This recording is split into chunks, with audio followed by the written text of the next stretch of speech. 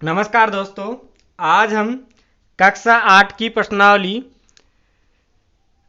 3.1 अध्याय 3 चतुर्भुजों को समझना ये पढ़ेंगे। इसमें प्रश्न नंबर 1 है। यहाँ पर कुछ आकृतियाँ दी गई है। ये हमें कुल 8 आकृतियाँ दी हुई है। इन आकृतियों को देख के वर्गीकरण करना है। तो इसमें प्रश्न है, प्रत्येक का वर्गीकरण निम्नलिखित आधार पर कीजिए। इन आकृतियों को देख के वर्गीकरण करना है। इसका प्रश्न है कि साधारण वक्र, इन वक्रों में से हमको ये देखना है इनमें साधारण वक्र कौन कौन से। तो साधारण वक्र वो होते हैं जो केवल रेखाखंडों और वक्रों से मिलकर बने हो। या तो रेखाखंड से मिलकर बने हो सकते हैं या वक्र से मिलकर बने हो सकते हैं, और जिनमें इनकी रेखा एक दूसरे को काटती नहीं हो, उसके शीर्ष एक दूसरे से मिलते हो लेकिन उसकी रेखाखंड या इसकी रेखा एक दूसरे को नहीं काटते हो, या उसके अंदर एक से अधिक वक्र या आकृति नहीं हो। एक से अधिक आकृति नहीं होनी चाहिए। तो साधारण वक्र ये पहली आकृति है।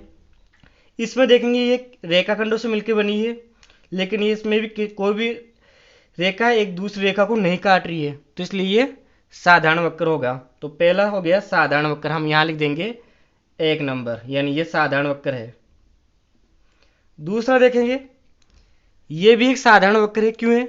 क्योंकि इसमें केवल रेखाओं से मिली बनी आकृति है और कोई भी रेखा दूसरी रेखा को नहीं काट रही है, और नहीं इसके अंदर कोई एक से अधिक आकृति है, इसलिए दूसरी भी एक साधारण वक्र हो गई। तीसरी देखते हैं, ये वक्रों से मिलकर बनी है लेकिन ये दो आकृतियां हो गई, इसमें दो वृत्त बने हुए है। तो जिसमें एक से अधिक आकृतियां बनी हुई हो वो साधारण वक्र नहीं होती, वो जटिल वक्र होते, इसलिए तीसरा साधारण वक्र नहीं होगा। इसी प्रकार चौथा है, चौथे में एक रेखा दूसरे रेखा को काट रही है, इसलिए ये साधारण वक्र नहीं है, ये एक जटिल वक्र है। अब देखते हैं पांचवा। पांचवें में ये एक वक्र बना हुआ है और इसका वक्र यहां से दूसरा वक्र शुरू नहीं हुआ। अगर ये यहां से मिला हुआ होता तो ये जटिल वक्र हो जाता, यानी इसमें भी कोई भी रेखा दूसरी रेखा को नहीं काट रही है, नहीं इसमें दो आकृतियां है, इसलिए पांचवा साधारण वक्र होगा। इसी प्रकार छठा भी ये वक्रों से मिलकर बनी आकृति है और इसमें भी एक रेखा दूसरी रेखा को नहीं काट रही है, नहीं एक से अधिक आकृति है, तो ये छठा भी साधारण वक्र होगा। इसी प्रकार सातवां, ये दो रेखाखंड है और एक वक्र है, लेकिन एक दूसरे को कोई भी रेखा या वक्र काट रही नहीं, इसलिए ये सातवां साधारण वक्र होगा। अब देखते हैं आठवां। आठवें में एक ये वर्त बना हुआ है, एक वर्त ये बना हुआ है, यानी दो वर्त हो गए और ये रेखा हो गई, ये इसको काट रही भी है और दो वर्त भी, इसलिए ये साधारण वक्र नहीं होगा। तो साधारण वक्र केवल पहला, दूसरा, पांचवा और छठा और सातवां ये साधारण वक्र हो गए। अब अगला साधारण बंद वक्र। जो साधारण वक्र है वही बंद वक्र, यानी सभी जो साधारण वक्र है पहला, दूसरा, पांचवा, छठा, सातवां ये सब बंद भी है, इसलिए साधारण वक्र और साधारण बंद वक्र ये के यही हो गए। तो पहला साधारण वक्र भी है, बंद वक्र भी है। दूसरा साधारण वक्र भी है, बंद वक्र भी है। पांचवा साधारण वक्र भी है, बंद वक्र भी है। छठा साधारण वक्र भी है और बंद वक्र भी है, और सातवां भी साधारण वक्र भी है और बंद वक्र भी है। अगला है बहुभुज। बहुभुज होता है जिसमें केवल रेखाखंडों से मिली हुई आकृति हो और वो बंद हो। रेखाखंडों से घिरी बंद आकृति बहुभुज होती है। तो पहले में एक रेखाखंडों से मिली हुई आकृति और बंद भी है, इसलिए ये बहुभुज है। तो पहला एक बहुभुज हो गया। दूसरा रेखाखंडों से मिली हुई आकृति और बंद है, इसलिए ये दूसरा भी बहुभुज हो गया। तीसरा रेखाखंडों से मिली हुई आकृति नहीं है, तो इसलिए बहुभुज नहीं है। चौथा रेखाखंडों से मिली हुई आकृति है और बंद आकृति है, तो ये चौथा बहुभुज होगा। पांचवा रेखाखंडों से मिली हुई आकृति नहीं है, इसलिए बहुभुज नहीं है। छठे में भी ये रेखाखंड है लेकिन यहाँ वक्र भी है, इसलिए बहुभुज नहीं होगा। सातवें में रेखाखंड है और वक्र भी है, तो बहुभुज में क्या होता है, केवल रेखाखंड होना चाहिए, वक्र नहीं होना चाहिए, इसलिए ये सातवां बहुभुज नहीं है।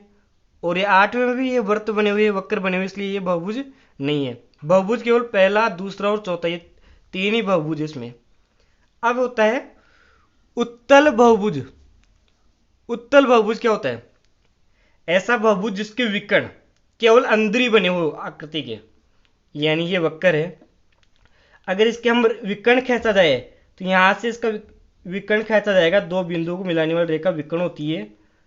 तो ये विकर्ण हो गई, आमने सामने के कोई दो बिंदु हो और उनको मिलाए तो वो होती है विकर्ण।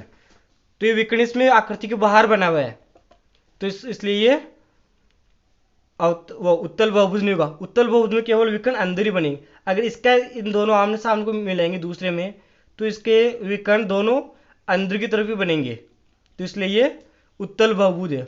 उत्तल बहुभुज में केवल विकर्ण अंदर ही बने होते हैं। तो इसका दूसरा हो गया जो उत्तल बहुभुज है। और चौथा बहुभुज है, अगर इसमें हम दो बिंदुओं को मिलाएंगे तो ये विकर्ण बाहर बनेगा, तो इसलिए ये अवतल बहुभुज होगा, उत्तल नहीं होगा। तो अब ई में है अवतल बहुभुज। अवतल बहुभुज में केवल विकर्ण एक विकर्ण बाहर बना हुआ हो सकता है। अगर एक भी विकर्ण बाहर बना हुआ है तो वह होता है अवतल बहुभुज। तो पहले में एक विकर्ण बाहर बना हुआ है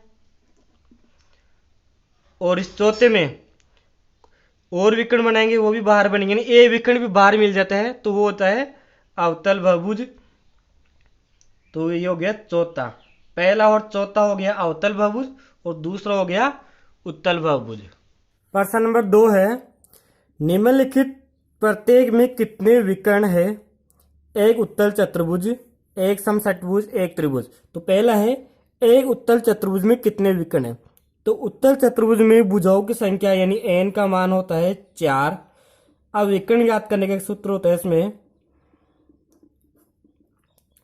n(n-3/2। तो n की जगह क्या रख देंगे 4 और n फिर 4 2 को काट देंगे 4 से 2 बार, तो ये 2 और 4 में से 3 घटाएंगे तो 1, तो 2 को 1 से गुणा करेंगे तो 2, यानी एक उत्तल चतुर्भुज में 2 विकर्ण होते हैं।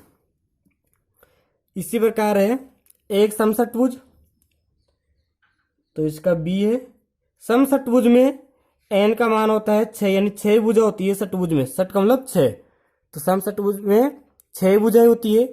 तो इसके विकर्ण ज्ञात करने का भी ये सूत्र है, विकर्ण n(n-3/2।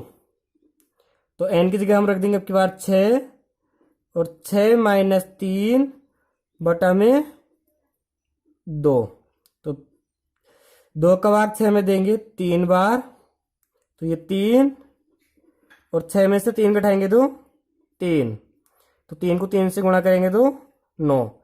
तो एक समषटभुज में 9 विकर्ण होते हैं। तो हम लिख देंगे एक समषटभुज में 9 विकर्ण होते हैं। इसी प्रकार इसका सी करेंगे। एक त्रिभुज, वैसे त्रिभुज में विकर्ण नहीं होते, सूत्र के द्वारा देख लेंगे। त्रिभुज में n का मान होता है 3, वो लिखेंगे विकर्ण का सूत्र लगाएंगे, ये v है, n(n-3/2।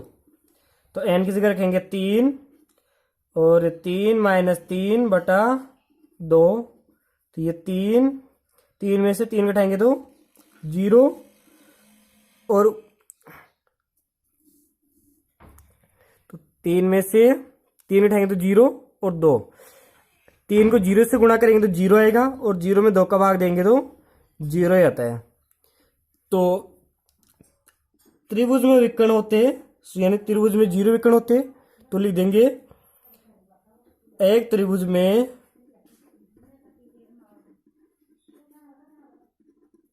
शून्य विकर्ण होते हैं, ये 0 विकर्ण होते हैं।